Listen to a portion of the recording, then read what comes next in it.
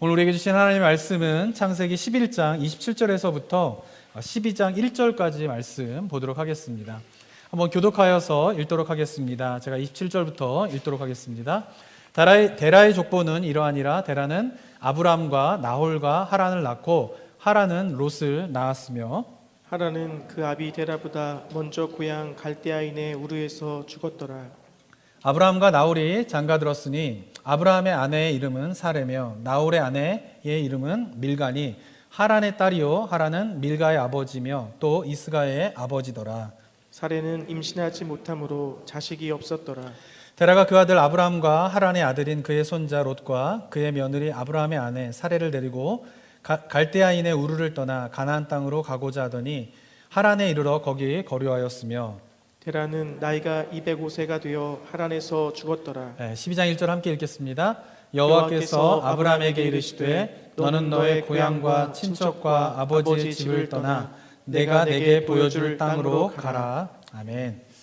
우리가 성경을 이제 해석할 때에 이제 몇 가지 중요한 기준들을 가지고 이제 성경을 해석을 해야 합니다. 근데 그 성경을 해석하는 중요한 기준 중에 하나가 뭐냐면요.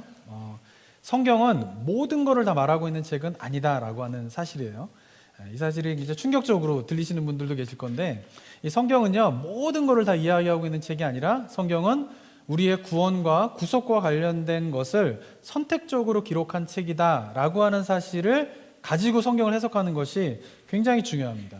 제가 지난 시간 이제 창세기를 세 부분으로 나눌 수 있다 이렇게 말씀을 드렸는데요. 이제 12장부터가 이제 본격적으로 이제 창세기 이제 본론에 해당되는 이야기다라고 볼 수가 있습니다. 그래서 아브라함의 등장으로 이제 본격적인 하나님의 구원의 역사가 펼쳐지게 되는데요. 그 이전에 해당되는 1절부터 11절까지의 내용은 뭐냐면은 역사 시대 이전의 인류의 이야기, 이렇게 제가 지난 시간에 설명을 좀 드렸습니다. 자, 그런데 기억해야 할 것은 1장부터 11장까지가 아브라함 시대 이전의 인류의 그런 이야기, 인간의 시작부터 인간의 인류의 이야기를 하고 있지만, 그러나 1장부터 11장까지의 인간의 인류의 모든 역사를 다 기록한 것은 아니다라고 하는 것을 우리가 잘 기억을 해야 됩니다. 또한 이 12장부터 이제 이스라엘의 태동이라고 볼 수 있는 아브라함의 역사가 이제 아브라함의 이야기가 시작되게 되는데, 그 이후부터 이제 구약 전체는 이스라엘의 역사를 다루고 있죠. 그런데 또 기억해야 할 것은 뭐냐면은 구약의 성경 전체가 이스라엘의 모든 역사를 다 다루고 있는 것은 또한 아니다라고 하는 것을 우리가 잘 기억해야 합니다. 그래서 종교개혁자인 존 켈빈은 기독교 강요에서 우리가 성경을 어떻게 해석해야 되는가에 대한 지침 가운데 중요한 지침으로 이야기하고 있는 것이 뭐냐면요, 성경이 가는 곳까지 가고 성경이 멈추는 곳에서 우리가 멈춰야 된다, 이렇게 이야기를 하고 있습니다. 그 말은 무슨 말이냐 하면은 성경이 이야기하고 있지 않는 거는 그냥 모른 채 놔두어야 된다라고 하는 것이 성경을 해석할 때 중요하게 해석해야 되는 원칙이다라고 이야기를 하고 있는 것입니다. 그런데 이러한 기준으로 성경을 보지 않게 되고, 그러면서 성경에서 이야기하고 있지 않는 것들을 자꾸 이제 답을 찾으려고 하는 시도가 이제 기독교 역사 속에서 계속 있는 것이죠. 대표적으로는 이단들이 이제 그런 일들을 하면서 성경에서 이야기하고 있지 않는 일들을 이제 내세우면서 이단으로 정죄를 받게 되고 많은 사람들을 혼란 가운데 이제 빠뜨리게 되기도 합니다. 근데 이런 현상들은 이제 꼭 이단들만 그런 것이 아니라 그냥 보통 교회에서도 성경에서 이야기하고 있지 않는 것을 성경에서 답을 찾으려고 하면서 문제가 생기는 경우가 많이 있는 것입니다. 예를 들면 이런 것입니다. 이제 창조 이야기를 하면은 항상 요즘에 이제 등장하는 질문 중에 하나가 뭐냐면요, 공룡도 하나님이 창조하셨나, 이런 질문을 많이 합니다. 그러면서 공룡의 창조가 성경 속에 이야기가 되고 있나요? 이런 이야기를 많이 합니다. 창조 이야기에 공룡의 이야기가 나오지 않습니다. 왜냐하면 그것은 말씀드린 것처럼 우리의 구원과 구속과 관련된 이야기가 아니기 때문이에요. 그런데 보면 이제 과학적으로 볼 때에 이제 여러 가지 이제 화석이나 뼈나 이런 것들 발견되면서 오랜 세월에 공룡이 존재했다라고 하는 게 과학적으로 증명되잖아요. 그런데 이제 과학적으로 증명된 공룡의 존재가 성경에 없다. 그러면 이제 어떤 불안감을 갖냐면요, 성경이 과학적으로 신빙성이 떨어지나, 역사적으로 신빙성이 떨어지나 라고 하는 생각을 가지면서 성경도 공룡에 대한 이야기를 하고 있다라고 하는 이제 해석들이 이제 등장하기 시작합니다. 그러면서 나오는 이야기가 뭐냐면은 창세기 1장 가운데 6장에서 제 6일째에 이제 공룡을 만들었다, 이런 게 포함되어 있다, 이런 이야기도 있고요. 그리고 이제 성경의 어느 구절을 이제 보면서 이거는 성경이 공룡에 대한 이야기를 하고 있는 구절이다라고 이야기를 하기도 합니다. 그 본문이 어디냐면 욥기 40편이에요. 욥기 40편을 보시면 15절에 이렇게 기록되어 있는데요. 이제 소같이 풀을 먹는 배의 못을 볼지어다. 내가 너를 지은 것과 같이 그것도 지었느니라 라고 하면서 이 베헤못이라고 하는 것이 이제 히브리어인데요. 그대로 이제 발음 그대로 이제 기록을 한 건데요. 근데 이 베헤못이 뭐냐? 이게 이제 이제부터 굉장히 해석에 대한 어려움이 있었던 것이에요. 그런데 이 이후의 본문을 보면은 16절에서 뭐라고 이야기하냐면 그것의 힘은 허리에 있고 그 뚝심은 배의 힘줄에 있고 17절에 보시면은 그것이 꼬리치는 것은 백향목이 흔들리는 것 같고 그 널쩍다리 힘줄은 서로 얽혀 있으며 그러니까 그 베헤못의 꼬리가 백향목을 흔들 정도의 힘을 가지고 있다라는 거예요. 그러니까 연상되는 게 뭐세요? 연상되는 게 이게 공룡이구나 이렇게 생각을 하는 거죠. 그러면서 그 뼈는 놋관과 같고 그 뼈대는 쇠막대기 같으니 그것은 하나님이 만드신 것 중에 으뜸이라 그것을 지은이가 자기의 칼을 가지고 오기를 바라노라 라고 하면서 이제 뭐예요? 이 베헤못이 뭐냐면 공룡을 이야기하고 있는 거다라고 이야기하는 해석이 굉장히 많이 있습니다. 자, 그런데 이것은 잘못된 해석입니다. 베헤못은 그냥 커다란 동물을 의미하는 거고 이것을 가장 많이 보는 건 뭐 하마일 가능성도 있고요, 뭐 코끼리일 가능성도 있고 뭐 이런 식으로 이제 지구상에 존재하는 커다란 그런 거를 이야기하는 거지 그렇게들 알고 있는데 이제 과학적으로 공룡의 이야기가 막 대두되다 보니까 이거를 이제 공룡에다 갖다 붙이면서 해석을 하는 경우가 많이 있다라고 하는 것이죠. 왜 이런 해석이 나오게 됐느냐? 좀 전에도 말씀드린 것처럼 과학적으로 증명된 사실이 성경에서 다루고 있지 않다라고 하면 그건 말이 안 된다 이렇게 생각을 하는 거예요. 그래서 과학적으로 증명된 것들이 어떻게 성경에서 표현하고 있냐라고 하는 것을 보여주면서 봐라 성경이 얼마나 뛰어난 책이냐 과학적으로 신빙성이 있는 책이냐라는 식으로 이러한 해석들이 등장하게 되는데 기억해야 할 것은 이러한 해석은 잘못된 전제에서 출발하는 거예요. 어떤 전제? 성경이 모든 것을 이야기하고 있는 책이 아님에도 불구하고 마치 성경이 모든 것을 이야기하고 있는 책으로 생각하면서 이런 해석들이 등장하게 된다라고 하는 것입니다. 제가 이야기를 드린 이유가 이제 11장으로 마무리하고 이제 오늘부터 12장으로 저희가 넘어가게 되는데요. 1장부터 11장까지에 대한 해석 가운데에 성경에서 많은 부분을 이야기하고 있지 않아요. 왜냐하면 1장부터 11장까지는 역사적으로 보면은 수천 년이에요. 제가 볼 때는 뭐 몇만 년이 될 수도 있을 것 같아요. 수천 년이에요. 근데 그 수천 년의 역사를 단 11장에 기록을 하고 있단 말이에요. 근데 이제 우리가 아브라함의 이야기를 살펴보겠지만 아브라함의 이야기는 그의 100년의 인생을 13장에 걸쳐서 기록을 한다고요. 그죠? 그러니까 1장부터 11장은 인류의 시작과 인류의 역사를 하고 있지만 모든 것을 다 이야기하고 있는 것은 아닌 것이죠. 그런데 여기서 자꾸 이야기하고 있지 않은 많은 부분들이 있는데 그 부분들을 자꾸 1장부터 11장에서 찾아내려고 하면서 해석의 오류가 생기는 경우가 많이 있다라고 하는 것입니다. 자, 그러면서 우리가 1장부터 11장까지를 이제 정리하고 이제 12장으로 넘어가야 되는데 이 1장부터 11장을 바라볼 때 우리가 어떻게 바라봐야 되느냐? 그것은 1장부터 11장에서 이야기하고 있지 않은 부분에 대해서 알려고 하지 마시고요. 그냥 놔둬야 돼요. 저도 성경에 제일 궁금한 게 뭐냐면은 이 죄의 시작이 어떻게 됐는가가 왜 성경이 침묵을 할까? 이게 저의 신학적인 제일 고민이에요. 죄의 시작에 대해 성경이 명확하게 이야기하고 있지 않거든요. 이미 창조할 때 이미 뭐야? 사단이 존재하고 있었어요. 근데 사단이 어떻게 존재하고 있었는가에 대해서 성경은 명확하게 이야기를 하고 있지 않다고요. 왜 그럴까? 이게 저에게 가장 큰 신학적인 고민이거든요. 근데 그냥 놔두기로 했어요. 어쩔 수 없이. 그래서 제가 예전에 사역할 때는 이제 뭐 여러 가지 질문을 하면은 성경에서 이야기하고 있지 않는 그런 질문들도 하면은 이렇게 대답들을 많이 했어요. 어떻게 해서든지 막. 근데 그게 얼마나 잘못된 일인가라고 하는 것을 좀 깨닫게 되는 거죠. 왜냐하면 그냥 이야기하고 있지 않은 건 이야기하고 있지 않은 채로 내비둬야 돼요. 그래서 요즘에는 제가 누가 뭘 물어보는데 그게 성경에서 명확하게 이야기하고 있지 않다 그러면 저의 대답은 그거예요. 우리 다 같이 저 하늘나라 가서 하나님께 한번 물어보죠.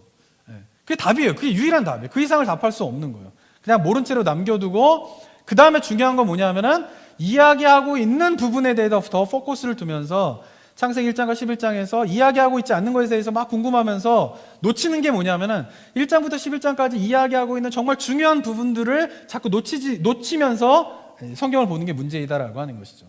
자, 그러면서 이제 1장과 11장에서 이야기하는 중심적인 주제가 무엇인가를 염두에 두고 이제 12장으로 넘어가야 되는 것이죠. 자, 1장부터 11장까지 이야기하는 중심 주제는 뭐냐면요. 첫 번째는 하나님이 인간을 창조하셨는데 그 인간이 어떻게 하나님과 이렇게 완전히 분리된 상태에 이르게 되었는가를 보여주고 싶은 것이에요. 그것이 이야기하는 첫 번째인 거예요. 그래서 제가 시간 몇 달 동안 말씀드린 것처럼 아담의 아들인 가인이 어떻게 해요? 동쪽으로 갔어요. 동쪽의 의미가 무엇인가를 지난 시간에 말씀드렸죠. 가서 뭐예요? 그들만의 성인 에녹성을 짓게 되고 그 후손들은 계속 그들만의 성을 더 견고한 가운데에서 포악함과 살인의 그런 끔찍한 일들을 저지르면서 온 하나님의 피조 세계를 죄로 더럽히는 그런 일들이 벌어지게 되는 것이죠.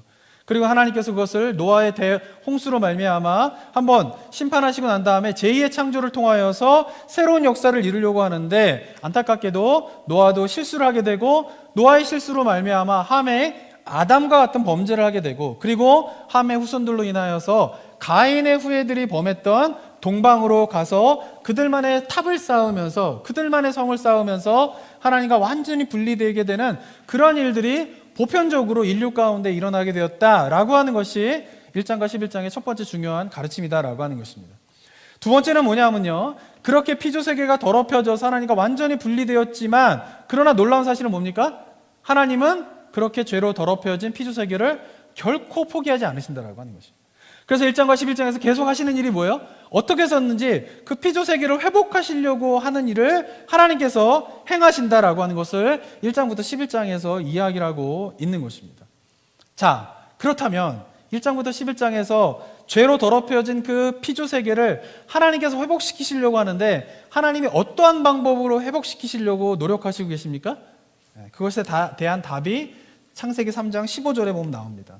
창세기 3장 15절 한번 볼까요? 한번 읽어보도록 하겠습니다. 시작. 내가 너로 여자와 원수가 되게 하고 내 후손도 여자의 후손과 원수가 되게 하리니 여자의 후손은 내 머리를 상하게 할 것이요 너는 그의 발꿈치를 상하게 할 것이니라 하시고. 네, 인간은 끊임없이 하나님과 완전하게 분리되어서 죄를 범하면서 피조세계를 더럽히고 있지만 그러나 하나님은 어떻게 해요? 그런 피조세계를 결코 포기하지 않으신다라는 게 굉장히 중요한 메시지예요.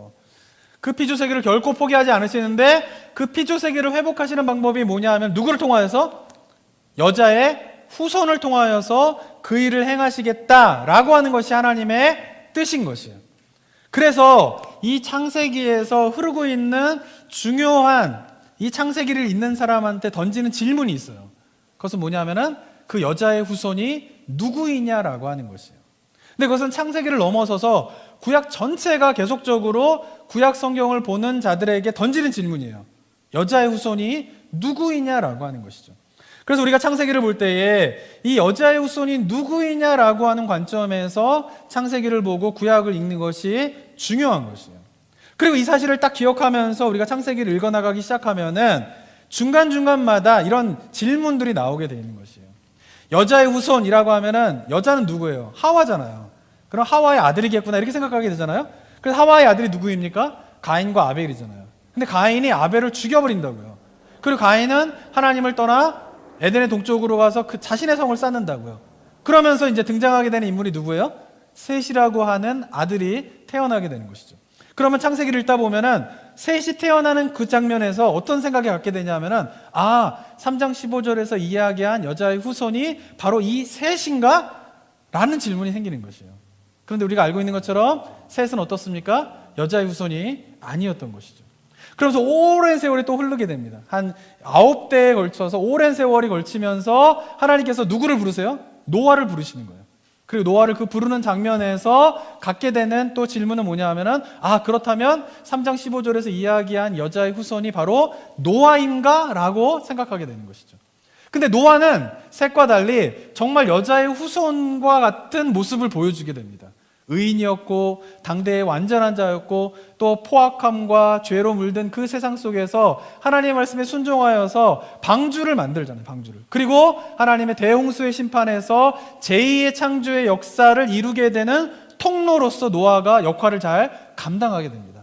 그러다 보니까 이 노아가 바로 하나님이 피조세계를 회복하게 될 여자의 후손인가? 라고 하는 생각을 갖게 될 때쯤에 어떻게 돼요? 노아의 이야기는 그렇게 아름답게 끝나지 않고 우리가 살펴본 것처럼 노아는 어떻게 해요? 실수를 하게 되죠. 그리고 실수로 말미암아 함이 죄를 범하게 되고 그의 후손들이 또한 범죄하게 되는, 가인의 후예와 같은 범죄를 하게 되는 일을 벌이면서 아, 노아도 여자의 후손이 아니었구나 라고 하는 생각을 갖게 되면서 이제 아브라함이 등장하게 되는 것입니다. 그러니까 아브라함의 이야기가 시작되면서 1장부터 11장에서 던지고 있는 굉장히 중요한 질문은 뭐냐 하면은 바로 그 여자의 후손이 누구이며 하나님의 피조 세계를 회복하시려고 하는 그 일을 하나님께서 성공하실 건가, 이루실 건가, 이런 질문이 있게 된다라고 하는 것이죠. 그런데 우리가 1장부터 11장까지 살펴봤지만 하나님의 피조 세계를 회복시키시려고 하는 그 노력은 결국 실패로 다 돌아가게 돼요. 아담을 통하여서 회복을 하시려고 했지만 실패하게 되고요. 좀 전에 말씀드린 것처럼 노아를 통하여서 그 일을 하시려고 했지만 실패하시게 돼요. 그러니까 성경을 읽다 보면 1장부터 11장까지 하나님께서 피조 세계를 회복하시려고 한다라고 하는 이 일이 과연 이루어질 것인가 라고 하는 의구심, 그리고 또 하나 뭐예요? 여자의 후손은 누구인가 라고 하는 의구심을 가지고 우리가 어떻게 해요? 이제 아브라함의 이야기로 들어가서 아브라함의 이야기를 보는 동안에 이 두 가지의 질문에 대해서 하나님께서 어떻게 응답하시는가, 대답하시는가를 보는 것이 아브라함의 스토리를 보는 굉장히 중요한 관점이다라고 하는 것입니다. 자, 그러나 오늘 읽은 본문은 그 시작인데 아브라함이 여자의 후손으로 그 하나님의 피조 세계를 회복시키시려고 하는 인물로 보여지지만 그러나 상황은 그렇게 녹록하지 않다라고 하는 것이죠. 한번 27절, 28절 한번 보시면요. 한번 이렇게 기록되어 27절 한번 읽어볼까요? 시작. 데라의 족보는 이러하니라. 데라는 아브람과 나홀과 하란을 낳고 하란은 롯을 낳았으며. 네, 데라가 등장하게 되는데 이제 벨렉의 후예인 데라가 이제 등장을 하게 됩니다. 셈의 후예인. 근데 어떻게 됩니까? 그가 세 명의 아들을 낳게 돼요. 아브라함과 나홀과 하란을. 근데 28절에 보면은 하란은 그 아비 데라보다 먼저 고향 갈대아인의 우르에서 죽게 됩니다. 하란이 먼저 죽게 돼요. 그러니까 데라는 굉장히 큰 슬픔을 겪게 되는 거예요. 이 족보가 굉장히 슬픈 내용이에요. 아들이 죽어버린 거예요. 고대 사회나 현대 사회나 부모로서 가장 가슴 아픈 일이 뭡니까? 나보다 자식이 먼저 죽는 거 아니겠어요? 근데 하란이 그냥 거기서 죽어버린 것이죠. 그래서 슬픔이 있는 것이죠. 자, 그런데 여자의 후손이 이제 데라의 아들인 세 아들 가운데 한 명이 여자의 후손일 텐데 하란이 죽어버리게 돼요. 그럼 남은 사람 누굽니까? 이제 아브라함과 나홀인 것이죠. 그러니까 아브라함과 나홀 이 둘 가운데 여자의 후손일 가능성이 있는데 그 중에 가장 강력한 후보는 누구일까요? 아브라함이죠. 그런데 그 강력한 후보인 여자의 후손으로서 아브라함이 될 것 같은데 그 아브라함에게도 문제가 있게 됩니다. 그것이 29절에 보면 나오게 되죠. 아브라함과 나홀이 장가들었으니 아브라함은 아내의 이름은 사레며 나홀의 아내의 이름은 밀가니 하란의 딸이요 하란은 밀가의 아버지이며 또 이스가의 아버지더라 라고 하면서 두 후보인 아브라함과 나홀이 결혼을 하게 됩니다. 그런데 강력한 여자의 후손의 후보인 아브라함에게 문제가 있는데 그 문제는 뭐죠? 30절에 아내 사레가 임신하지 못함으로 자식이 없었다라고 하는 것이죠. 피조세계 회복은 어떻게 이루어지게 됩니까? 아담과 노아에게 주신 언약의 성취. 그 언약은 뭡니까? 생육하고 번성하여 땅에 충만하라는 것이에요. 그것이 하나님의 언약이에요. 그것이 성취되어져야 되는데 그것을 이룰 여자의 후보 아브라함이 어떻다라는 거예요? 임신하지 못하여 아내가 자식이 없다라는 것이에요. 그러니까 여자의 후손으로서 그 일을 이루기에는 어떻습니까? 아브라함의 상황이 적절하지 않다라고 하는 것이에요. 뿐만 아니라 아브라함에게는 또 하나의 문제가 있었는데 그것은 뭐냐 하면 그의 집안이 그렇게 영적으로 건강한 집안이 아니었다라고 하는 것이에요. 보시면요. 여호수아서를 여호수아서 24장 2절을 보시면요. 한번 읽어볼까요? 읽어보겠습니다. 시작. 여호수아가 모든 백성에게 이르되 이스라엘의 하나님 여호와께서 이같이 말씀하시기를 옛적에 너희의 조상들 곧 아브라함의 아버지 나홀의 아버지 데라가 강 저쪽에 거주하여 다른 신들을 섬겼으나. 아버지의 이야기가 여호수아 24장에 나오는데 그 데라가 어떤 사람이었다라고 소개하고 있어요? 강 저쪽에 거주하여 다른 신들을 섬겼다라는 거예요. 그래서 뭐냐면은 창세기에 나오는 그 갈대아 우르에서 거주할 때 뭐를 섬겼다는 거예요? 다른 신을 섬기는 자였다라고 하는 것이에요. 이방 신을 섬기는 자였다라고 하는 것이에요. 그러니까 아브라함은 어떻습니까? 아이들 낳지 못하는 상황에 그가 자라온 환경은 어떤 거예요? 아버지가 이방 신들을 섬기는 그런 상황 속에서 어떻게 하는 거예요? 아브라함이 자랐다라고 하는 것이죠. 그가 여자 후손이 되기에는 그렇게 적절하지 않은 상황인 거죠. 그런데 반면에 노아 같은 경우는 어떻습니까? 하나님께서 노아를 부르실 때에는 노아는 하나님이 정말 부르실만 하다라고 생각이 듭니다. 왜냐하면 노아의 표현이 어떻습니까? 창세기 6장 9절에 보면요, 6장 9절에 보면 이렇게 되어 있죠. 한번 읽어볼까요? 시작. 이것이 노아의 족본이라. 노아는 의인이요 당대의 완전한 자라. 그는 하나님과 동행하였으며. 하나님께서 노아를 부를 때에는 부를만 하구나 이렇게 생각할 수 있죠. 왜냐하면 노아는 어떤 사람이었어요? 의인이요 당대의 완전한 자라는 거예요. 그래서 하나님이 노아를 부르실만 하구나 이렇게 생각이 드는데, 아브라함 상황은 지금 어때요? 노아와 달리 아브라함이 어떤 사람이다 전혀 이야기하고 있지 않다라는 거예요. 그리고 이야기하는 건 뭐예요? 그가 아내가 있었는데 임신하지 못하여 어때요? 자식을 낳지 못한다라고 하는 말 외에는 아브라함에 대한 이야기가 없는 가운데에서 하나님께서 어떻게 하십니까? 이 아브라함을 부르시게 되는 것이죠. 12장 1절에 보면 이렇게 나오는데요, 한번 읽어볼까요? 시작. 여호와께서 아브라함에게 이르시되 너는 너의 고향과 친척과 아버지의 집을 떠나 내가 내게 보여줄 땅으로 가라. 아브라함을 어떻게 해서 하나님께서 결국 부르신다라고 하는 것이에요. 자, 그러면서 이 아브라함을 부르시는 이 장면 속에서 우리가 한번 생각해 봐야 할 것은 왜 아브라함인가라고 하는 것이에요. 하나님은 왜 아브라함을 부르셨는가라고 하는 것이죠. 노아는 그럴 만한데 아브라함은 전혀 그럴 만하지 않은데 왜 아브라함을 부르셨는가라고 하는 이 질문에 대해서 우리가 한번 생각해 봐야 한다라고 하는 것이죠. 그런데 이 질문은 아마도 이 시대뿐만 아니라 유대인들 가운데에서 되게 궁금했던 부분이었던 것 같아요. 그래서 유대인들 가운데에서도 아브라함을 하나님께서 왜 부르셨을까라고 하는 생각 속에서 아브라함의 어린 시절에 관한 이야기가 유대인의 전례 속에서, 전통 속에서 내려오는 이야기들이 굉장히 많이 있습니다. 그러니까 유대인의 전례를 모은 책이 이제 탈무드지 않습니까? 근데 그 탈무드에 보면은 아브라함의 어린 시절의 이야기가 이렇게 나오게 됩니다. 아브라함은요, 데라가 어떤 직업을 갖고 있었냐면은 우상을 만드는, 신의 형상을 만드는 그런 것을 그래서 사람들에게 파는 직업을 가지고 있었다라고 합니다. 그래서 아브라함은 항상 불만이 있었어요. 그것은 뭐냐면 아버지가 왜 우상을 만들어서 파는지, 이게 항상 불만이었어요. 그래서 자기는 어떻게 해서든지 우상을 섬기는 죄를 범하지 않고 싶은데 아버지가 계속 그 일을 하게 되니까 깊은 고민 가운데 있었다라고 이야기를 하게 됩니다. 그러던 가운데 어느 날 아버지가 외출할 이제 상황이 생겼어요. 그래서 아버지가 외출을 하면서 아브라함에게 신신당부를 합니다. 그것은 뭐냐면은 지금 신상을 만들어 놨는데 그 신상을 만들어 놓은 신전에 아무도 못 들어가게 해라. 그래서 그 누군가가 들어가 가지고 그 신상을 훼손하는 일이 없도록 그 신전에 아무도 들어가지 못하도록 하라라고 하는 것을 신신당부를 하고는 아버지가 이제 외출을 떠나게 됩니다.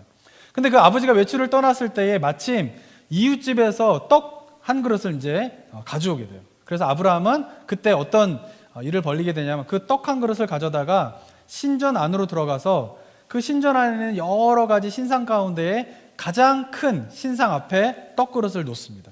그리고는 망치를 들고 그 신상을 제외한 모든 신상들을 다 때려서 부숴버려요. 그리고는 그 부순 망치를 커다란 신상 손에 붙여놓습니다. 그리고는 망치를 든 커다란 신상 앞에다 떡을 놓고 나머지 그런 신상들은 다 박살이 난 상태로 만들어 놓게 됩니다. 그리고 아버지가 이제 외출했다가 돌아오게 되면서 그 신전 안에 들어가게 되면서 깜짝 놀라게 됩니다. 모든 신상이 다 부서져 버렸으니 깜짝 놀라요. 그래서 아버지가 아브라함을 불러다가 도대체 무슨 일이 벌어진 거냐? 내가 신전에 아무도 들어가지 못하도록 신신당부를 했는데 너는 도대체 무엇을 했느냐라고 하면서 호통을 치면서 화를 내시게 돼요. 그때 아브라함이 이렇게 대답을 했다고 합니다. 아버지, 제가요 이웃집에서 떡을 가져와서 이 떡이 너무나 귀한 것이기 때문에 제가 제일 먼저 신전에 들어가서 신상에 바치고자 들어가서 떡을 놨습니다. 그런데 그때 갑자기 이 신상들이 서로 이 떡을 먹고 있다고 달려드는 것이 아니겠어요?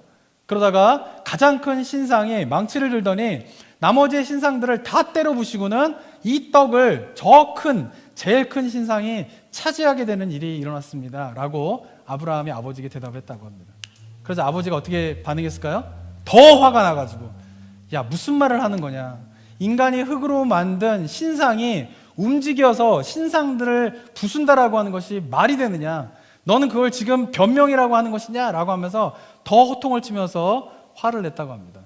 그래서 아브라함이 하는 말이, 아버지, 맞습니다. 어떻게 아버지는 흙으로 만들어 생명력이 없는 그 우상을 사람들에게, 이 우상을 섬기면 복을 받는다, 이 우상을 섬기면 자식이 잘 된다 라고 하면서 이 우상을 만들어서 파는 일을 계속하고 계십니까? 아버지, 이 신상을 만들어서 파는 일을 이제는 그만두십시오 라고 이야기를 했다고 합니다.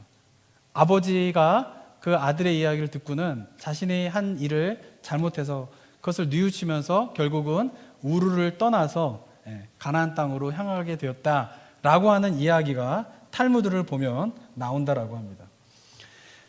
유대인들이 왜 이런 이야기를 전례에서 전에 후손들에게 계속 이야기를 하고 있을까요? 그것은 뭐냐면은 아마도 하나님께서 아브라함을 택하신 이유가 있기 때문에 그렇다라고 하는 것이에요. 그래서 뭐냐면은 비록 아브라함은 노아처럼 당대 의인이요 완전한 자 이런 자는 아니었고 우상을 숭배하는 그런 집안에서 자라긴 했지만, 그러나 아브라함은 어렸을 때부터 어땠다라는 거예요? 그 우상 숭배가 잘못됐다라고 하는 것을 깨닫고 있었고, 그런 하나님에 대한 믿음을 지키는 가운데에서 아버지 데라를 하나님께로 인도하는 그런 일을 했기 때문에 아마도 하나님께서 아브라함을 택하신 것이 아닌가라고 하는 이야기를 후손들에게 들려주기 위하여서 이런 이야기가 전해진다라고 볼 수가 있는 것이죠. 자, 그런데 성경은 어떻게 이야기합니까? 하나님께서 왜 아브라함을 택하셨는가에 대해서 아무런 이야기를 하지 않습니다. 탈무드처럼 어린 시절의 아브라함 이야기를 하고 있지 않고요, 노아와 같이 당대 의인이며 완전한 자라고 소개하지도 않습니다. 다만 성경에서 하나님께서 아브라함을 택하실 때에 이야기하고 있는 것은 결혼을 했는데 아기를 낳지 못한다라고 하는 부정적인 내용만 언급하고 있는 것이에요. 왜 그럴까요?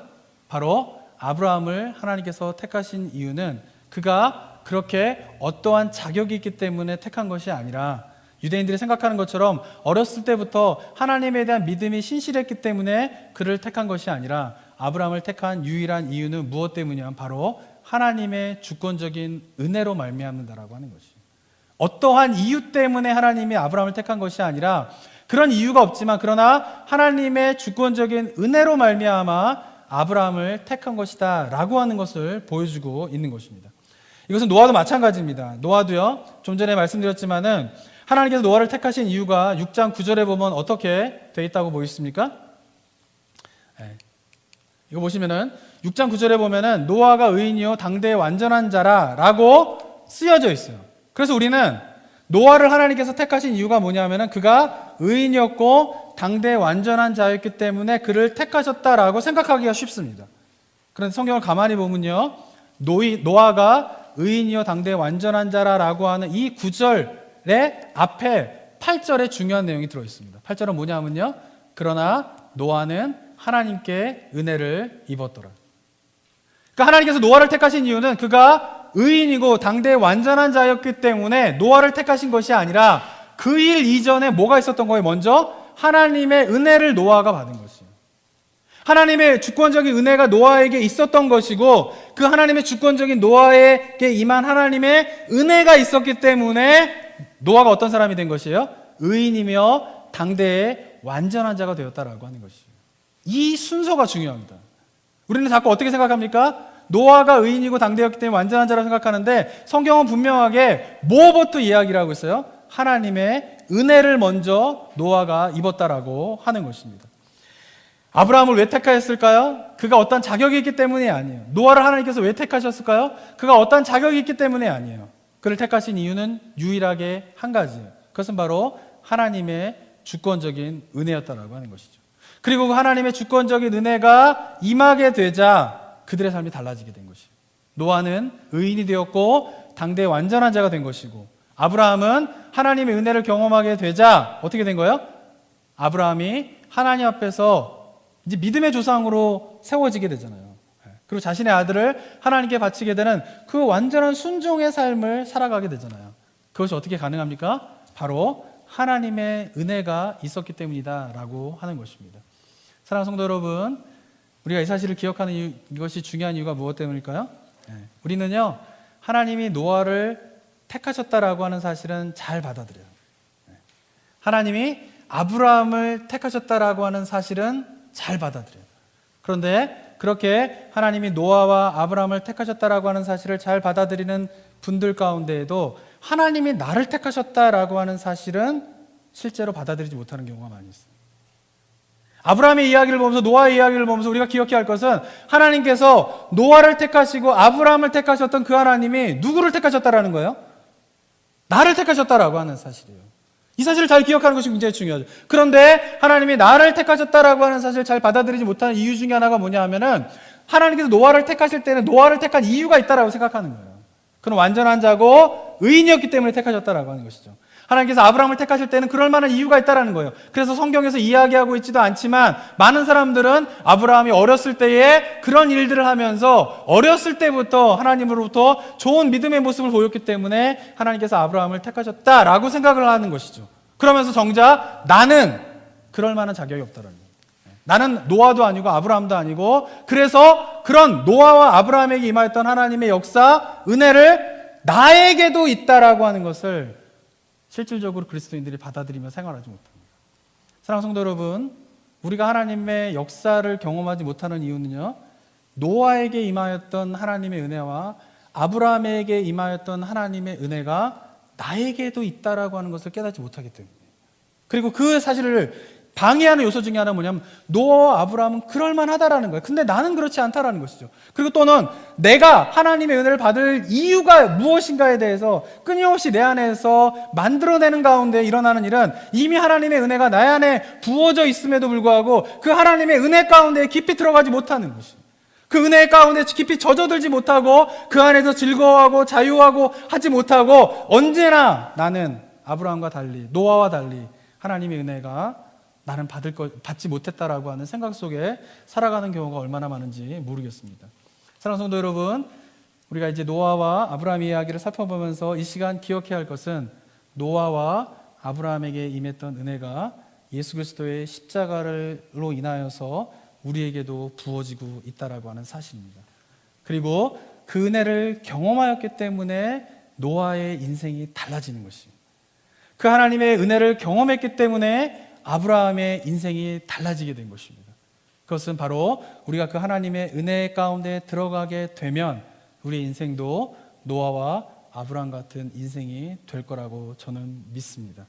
그 이유는 우리에게 그 이유가 있는 것이 아니라 하나님의 은혜의 능력이 바로 그러한 것이기 때문에 그렇습니다.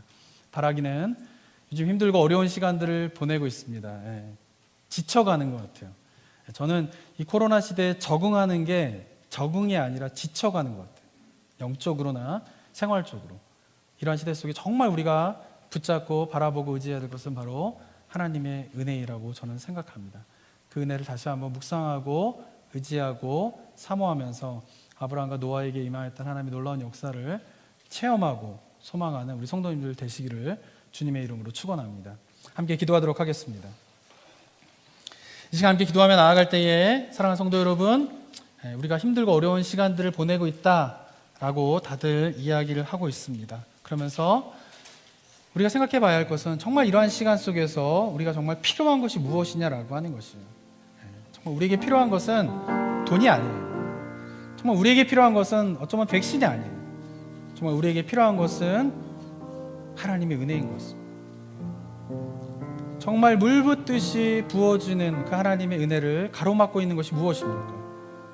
노아와 아브라함 가운데에 하나님의 은혜가 부어져서 그들의 인생이 놀랍도록 변화가 되었고 풍성한 삶을 살아갔다라고 하는 것을 인정하지만, 그러나 정작 나의 인생 가운데에는 그런 하나님의 은혜를 기대하지도 않고 소망하지도 않는 이유가 무엇 때문입니까? 이 시간 다시 한번 기도하며 나아갈 때에 우리가 정말 그 하나님의 은혜를 구하며 그 하나님의 은혜로 말미암아 노아의 삶이 아브라함의 삶이 놀랍도록 하나님 앞에 쓰임받으며 변화되었던 것처럼 그러한 놀라운 역사가 나의 삶 가운데에도 있게 되기를 원합니다 라고 하는 거룩한 열망을 이 시간 주님 앞에 고백하며 나아가는 우리 성도님들이 되셨으면 좋겠습니다. 함께 기도하며 나아가도록 하겠습니다.